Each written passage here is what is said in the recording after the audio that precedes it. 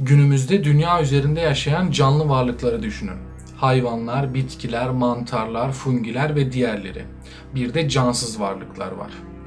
National Geographic'in bir çalışmasına göre dünya üzerinde 8,7 milyon adet ökaryotik yani gelişmiş canlı türü var. 100 milyon civarında da prokaryotik yani gelişmemiş, zarsız hücreli basit canlılar var. Bunlar sadece canlı türleri. Cansız varlıkları da işin içine katacak olursak sayı olarak işin içinden pek de çıkılmıyor. Ki bu söylediğim sayılar sadece dünya gezegeninin içerisinde var olan sayılar. Samanyolu galaksisinde dünya gibi 100 milyar tane yıldız ve gezegen olduğu tahmin ediliyor. Bunların hepsinin birbiri içerisindeki mücadeleyi ve birbirlerine karşı oluşturdukları tehlikeyi düşünün. Bir de bunların arasında hepsine karşı büyük bir tehlike oluşturan hepsinin en tehlikelisi var. Bugün sizinle bu konuyu işleyeceğiz. Nötron yıldızları.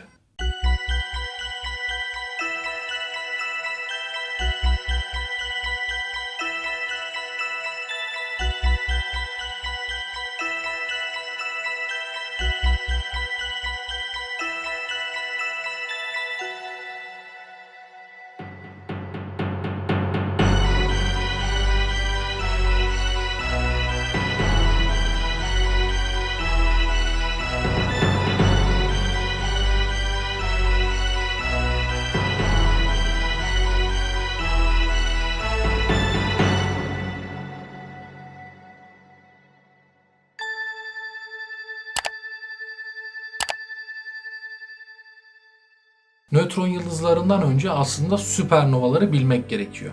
Süpernovalarsa basitçe anlatmak gerekirse nötron yıldızlarının sürüp gitmesini sağlayan kendi içerisinde bir nükleer füzyon enerjisi var. Bu enerjinin bitmesi süpernovalara neden oluyor.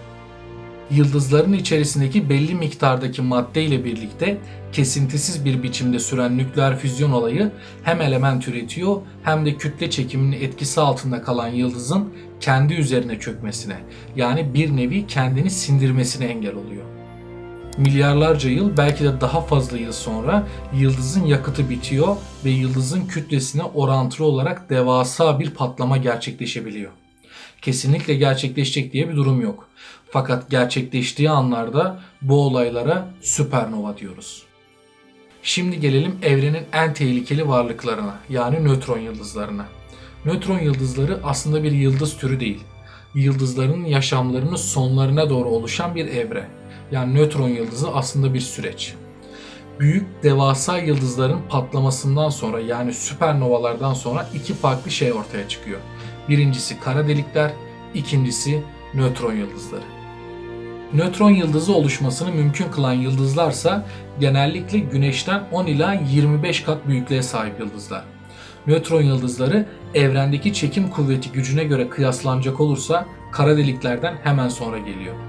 Sadece 20 kilometrelik çapa sahip bir nötron yıldızı, ki uzay ölçeğinde düşünecek olursak aslında çok küçük bir birim, ama bu küçüklükteki bir nötron yıldızı bile kendi içerisine dünyanın yaklaşık 500 bin katına varan miktarda kütle sığdırabiliyor. Yani bir nötron yıldızının içine 1,5-2 tane güneş kütlesi sıkıştırılabiliyor. Böyle söyleyince bize sanki çok fazla değilmiş gibi gelmesi gayet normal. Ama güneşin hacmi ile nötron yıldızının hacmini karşılaştırınca insan şaşırmıyor değil. Buradan da yola çıkarak şunu söylememiz yanlış olmaz. D eşittir M bölü V formülünü kullanırsak, yani yoğunluk eşittir kütle bölü hacim formülüne göre nötron yıldızları bildiğimiz evrendeki en fazla yoğunluğa sahip olan maddelerden biri. Aynı zamanda nötron yıldızlarının kendi etrafında dönme hızı da çok büyük. Bunun sebebi ise açısal momentumun korunumu yasası. Kütlenin fazla ve çapının küçük olmaları, yani kısacası yoğunluk miktarları dönme hızını arttırıyor. Bilinen nötron yıldızları içerisindeki kendi etrafında dönme hızı en büyük olan PSR 244 AD isimli yıldız ve her bir saniyede kendi etrafında yaklaşık olarak 716 defa dönüyor. Işık hızının yaklaşık %25 hızıyla, yani 1/4 hızıyla dönen nötron yıldızları bu dönüşlerinin sırasında manyetik kutuplardan adeta madde fışkırtıyor ve yıldızla birlikte güçlü manyetik alanı da dönmeye devam ediyor. Hemen akabinde de yüksek miktarlarda gama ışınları saçıyor. Özetleyecek olursak Bu şekilde dönen nötron yıldızları pulsar olarak adlandırılıyor. Nötron yıldızları ilk oluştuklarında pulsarlar oluşuyor.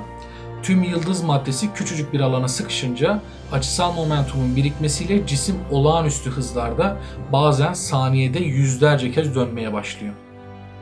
Fakat nötron yıldızları oluştuklarında her 10 tanesinden biri çok garip bir şey yapıyor ve evrenin en gizemli, en korkunç varlığı haline geliyor. Magnetarlar. İsmini duymuş olabilirsiniz. Fakat gelin bu magnetar neymiş bir bakalım. Magnetar ile ilgili kesin bilinenler henüz az. Ama onların da pulsarlar gibi süpernova patlaması sonucu oluşan nötron yıldızları olduğu düşünülüyor.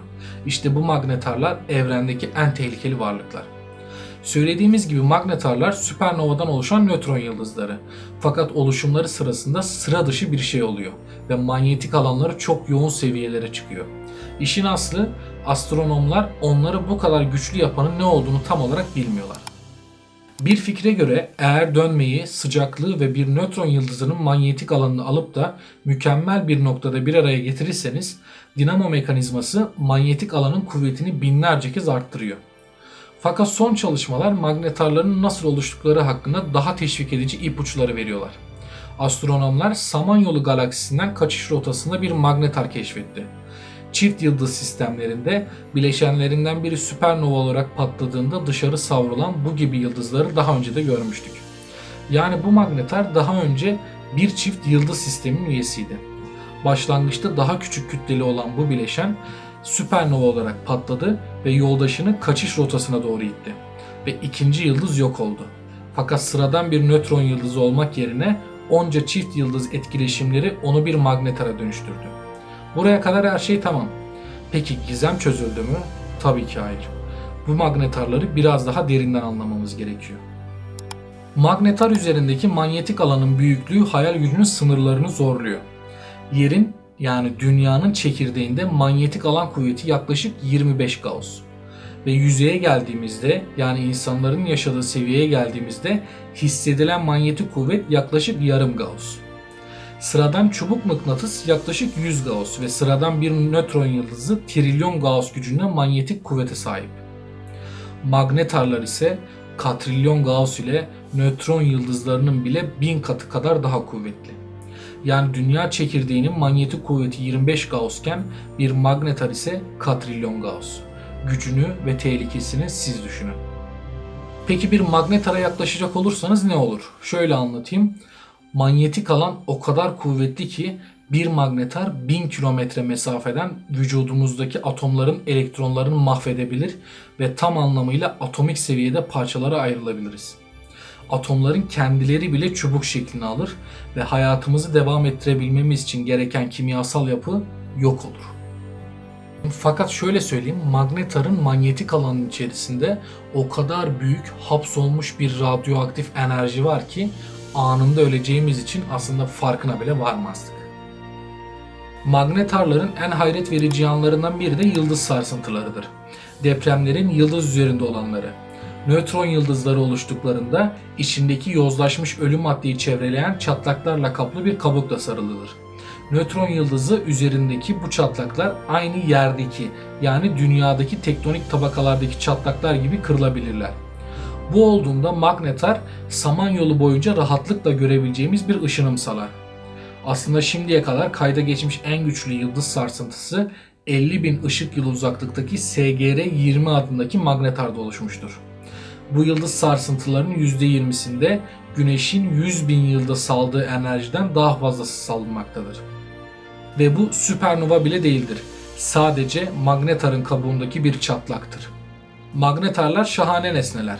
Güvenli ve yaşanabilir bir evren tanımının tam zıttını temsil ediyorlar aslında. Neyse ki çok uzaktalar ve yaklaşmalarını dert etmenize gerek yok.